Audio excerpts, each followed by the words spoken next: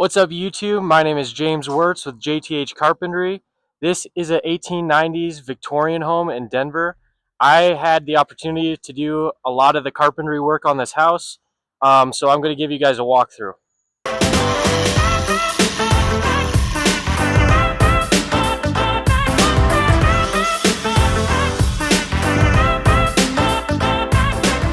So this Victorian house was built in 1894 by an architect named John J. Huddart. He was very well known in the late 1800s, early 1900s. He had a lot of classical revival and Romanesque homes that he built. This is a great example of one of his Victorian homes. So the masonry on this house is really incredible. All the brickwork, the sweeps over the windows, very ornate. The exterior of this house is really awesome. I did a lot of work on the interior of the house, so let's go check that out.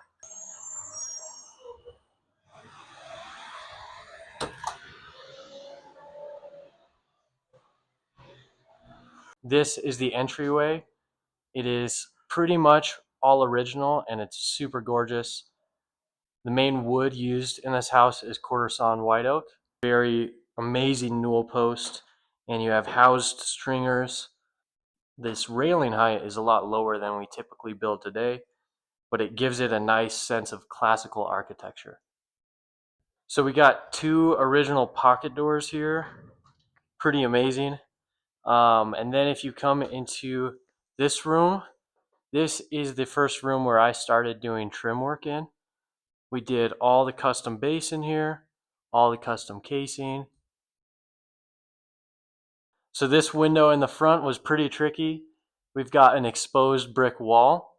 So instead of our backband coming and sitting flat against the plaster, we had to figure out a creative solution to kind of box this in and have it scribed to the brick. So I started out with scribing in our extension jambs and then creating it so that the front of the jamb is in a perfect plane. That way all of our casing can just go and sit on that. And then I come back with a two-part backband and the front piece goes on, and then I scribe the back piece in and it slides in nice and tight. This creates a very charming look. So this is an example of when you've got the plaster wall, you don't need that two-piece backband because it sits flat against the wall. This one was the easiest window to trim for sure. And then I cased this opening here. There was a pocket door in here that we ended up taking out. It wasn't original to the home. So then we cased this guy out. And then if you'll follow me into the next room, this is kind of the living room of the house. We've got two windows here with the exposed wall as well that we had to do the same thing with the backband. And then these stool and aprons were really tricky because they needed to be tight with the brick. So I had to make a template piece for these stools so that everything sits nice and tight. So I custom milled all the baseboard in this house as well. As it wraps around this corner, we come into the dining room and the color changes from the golden oak to a redder mahogany. And then as you can see, it follows around here. So this profile I made, it's just a simple 45 on top, and then we've got a 1/2 inch inlay for this aluminum strip. Now quarter sawn oak is hard to source taller than maybe 5 inches. So these are all glue ups, and I hid the seam of the glue up right behind this. So these all, as you can imagine, took quite a bit of time to custom mill all this trim. So as we come to the register in the wall here, it was pretty fun to figure out how to do this. But basically, we've got almost a jack miter, and this thing wraps around the register with even reveals all the way around. Turned out really awesome. We got that in a few places in the house. So it was pretty tricky to figure that out, but super fun. And the end result looks really good. So as we leave the dining room, you come into this area where it splits off into the kitchen. We've got a bathroom over here, and this goes downstairs. So I actually built a pocket door for this, as well as the bathroom door here, out of solid quarter sawn white oak. So the hardware for this door, as well as the bathroom door, was reclaimed from architectural salvage. It's a Victorian style mortise lock here. So here's the pocket door. It's a plank style door. This thing is super heavy, but it was super fun to build. Tongue and groove door.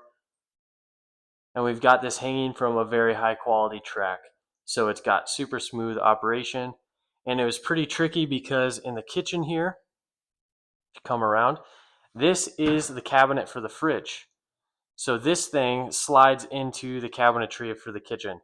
So that was really tricky to figure that out,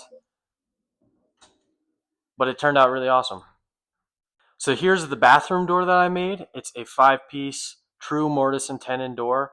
We got haunched tenons in the top, and this thing was so fun to build. Super tight door. It's only like 24-inch opening here, but it turned out really good. Solid 1.5 inch thick and solid panel in the middle. So here's the hardware that we got from Architectural Salvage, along with the hinges. These are all embossed cast iron, and they were covered in paint. So we stripped the paint and restored the hinges. So coming on to the second floor here, this is an original built-in here. Very cool. The way the casing and the baseboard interact is really cool. I'll show you this. So the profile of the casing is the same as the baseboard, and then you've got a jack miter so that this thing just wraps around. It's a super cool detail. I didn't do the trim on the second floor of the house, but you can see the original craftsmanship to this is really amazing. The way that this baseboard just follows around this bend. So this second floor is kind of a studio area, living room type thing. I built this wet bar here. We've got some adjustable shelves in the middle, and then that back panel is removable with the Lamello Zeta clips. I use the Tenso connectors. That way you can access the plumbing back there. But this turned out pretty good. And then they just refinished these floors actually, which look really nice. Now we're going to go up to the third floor. Got a very tight radius staircase here. So this is the top floor of the house. It was an attic that was renovated into a bedroom, and then when I came in and re-renovated everything again. So we got brand new floors in here. These are all white oak. Look super good. I framed out these closets. You got a him and hers closet, and then this whole wall's new. We brought this knee wall out, and then there's a door on the right to access some storage space back behind there. That way you can fit your headboard here and you don't have to worry about banging your head when you get up. So it's kind of cool. There's a little crawl space back in there. And then on this side here, I built these built-ins kind of around these dresser units, these two dresser units. So built a frame for the base, scribed everything to the floor, came in, installed these dressers, and built these custom walnut shelves along with this tabletop here. So for the tabletop here, we used white oak flooring with a walnut strip across the front to tie in the walnut with the white oak floor. So this renovation was a bit of a project. The floor was pretty unlevel, so I actually ended up taking up a lot of the subfloor, leveling out all the joists so that this thing's sitting better. If you come in this closet here, got a little custom shoe rack that I built, recessed into the wall. Pretty nice detail.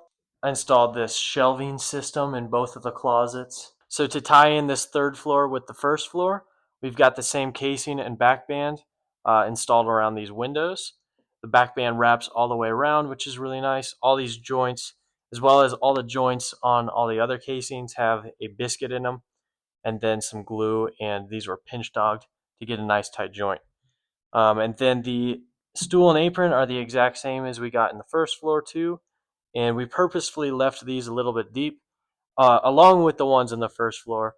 That way, if you're sitting here in the morning, you can set your coffee down, and it's also a little shelf, not just the stool to the windows. So pretty pleased with how these turned out.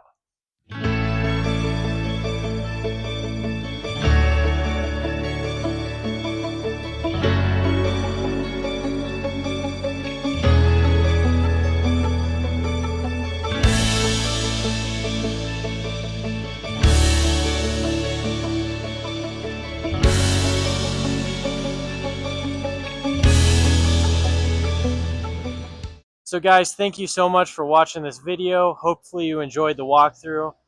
Feel free to like and subscribe if you don't mind, and have a great day.